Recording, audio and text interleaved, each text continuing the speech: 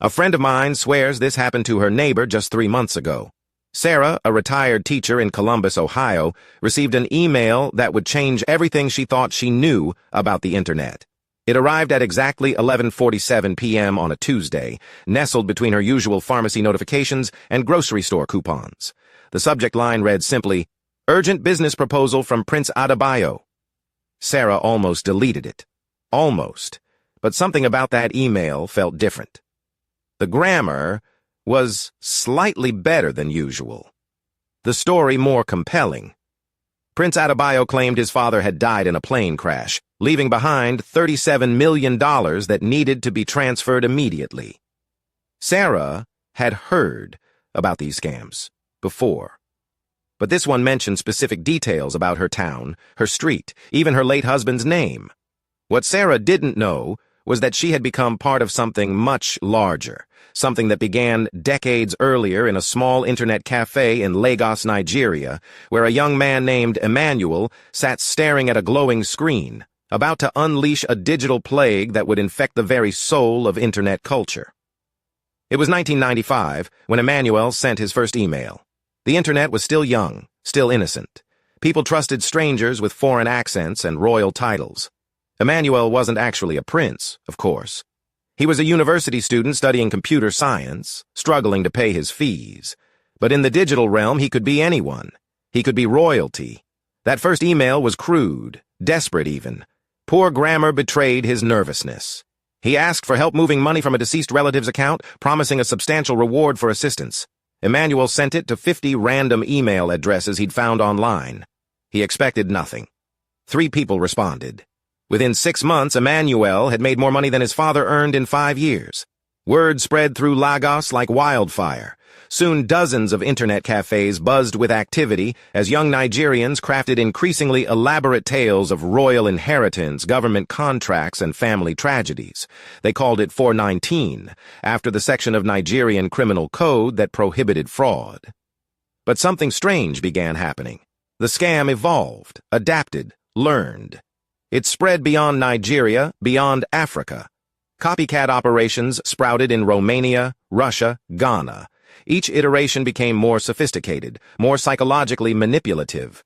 The emails began incorporating current events, natural disasters, political upheavals. They referenced specific news stories, local landmarks, personal information gleaned from social media profiles. Dr. Monica Whitfield, a cyber psychologist at Stanford University, spent 5 years studying what she called the Prince phenomenon. Her research revealed something unsettling. The scam wasn't just stealing money. It was rewiring human behavior on a massive scale. People began approaching all digital communication with suspicion, Dr. Whitfield explained in a 2019 interview. Trust, which had been the foundation of early internet culture, eroded rapidly. The Nigerian prince scam didn't just create victims, it created a generation of digital paranoids. The numbers tell a haunting story. By 2005, the FBI estimated that Americans alone lost over $100 million annually to advance fee frauds, but the psychological damage proved immeasurable. Email inboxes became battlefields. Spam filters evolved into digital fortresses. People stopped clicking links, stopped trusting unsolicited messages, stopped believing in digital serendipity. James Morrison, a retired software engineer from Portland, remembers the exact moment his relationship with email changed forever. It was 2003. I received what looked like a legitimate business proposal. The sender claimed to represent an oil company in Nigeria.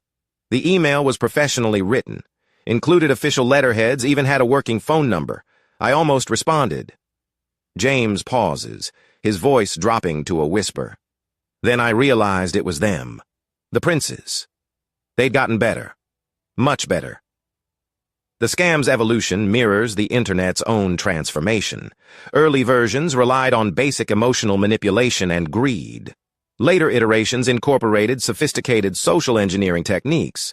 Scammers began researching their targets extensively, crafting personalized messages that referenced family members, recent purchases, social media activity. By 2010, the Nigerian prince had become something more than a scam. It had become digital folklore, a cautionary tale parents told their children about the dangers lurking in cyberspace. Internet safety courses began with warnings about princes bearing gifts. The phrase, Nigerian prince, entered popular culture as shorthand for online deception. But the princes adapted again. They abandoned royal titles, embracing new personas. Military generals, lottery officials, bank executives, lawyers representing deceased clients.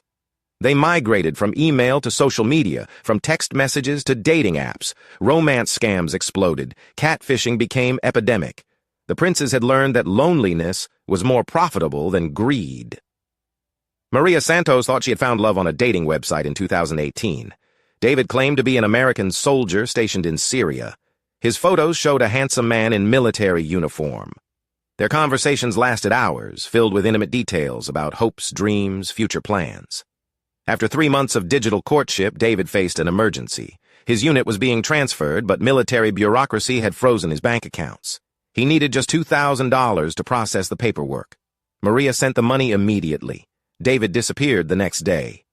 "I felt so stupid," Maria recalls. "But looking back, I realized this wasn't just about money. Someone had weaponized human connection itself. They'd turned love into a commodity, trust into a transaction." The psychological warfare had escalated.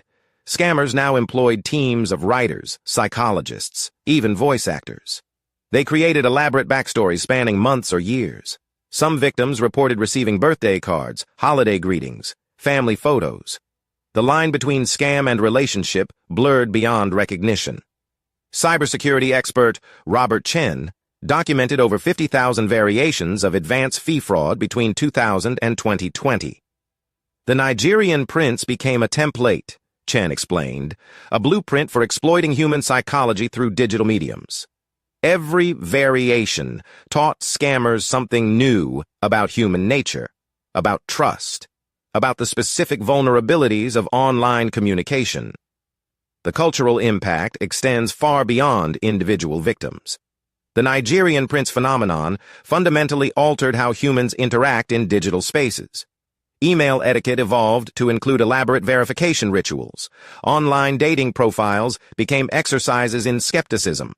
Social media connections required extensive background checks. Children growing up in the post-Prince era developed entirely different relationships with digital communication. They instinctively questioned unsolicited contact, automatically suspected financial requests, immediately recognized emotional manipulation tactics. The princes had inadvertently created a generation immune to their traditional approaches. So they evolved again. Modern iterations exploit current events with surgical precision. COVID-19 spawned thousands of variants involving medical supplies, government relief funds, vaccine distribution contracts. Each global crisis becomes raw material for new psychological attacks. The princes have become digital chameleons, adapting their camouflage to match whatever backdrop promises the highest success rate. But perhaps most disturbing is how the scam has influenced legitimate communication. Marketing emails now struggle against filters designed to catch princes.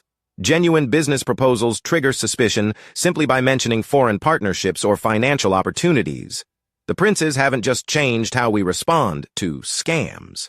They've changed how we respond to everything. The legacy continues today, spreading through new platforms and technologies. Cryptocurrency scams, social media impersonation, deepfake videos, artificial intelligence chatbots. The Nigerian prince may have started as a simple email scam, but it evolved into something far more sinister, a fundamental disruption of digital trust.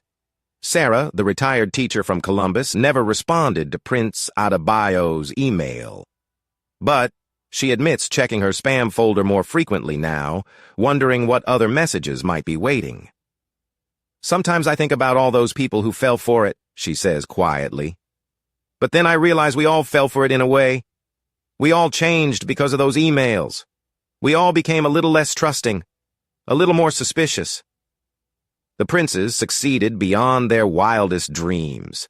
They didn't just steal money. They stole innocence. They transformed the internet from a place of infinite possibility into a landscape of perpetual suspicion. And somewhere, in an internet cafe or a basement server room, someone is crafting the next evolution, the next adaptation, the next chapter in a digital legend that refuses to die.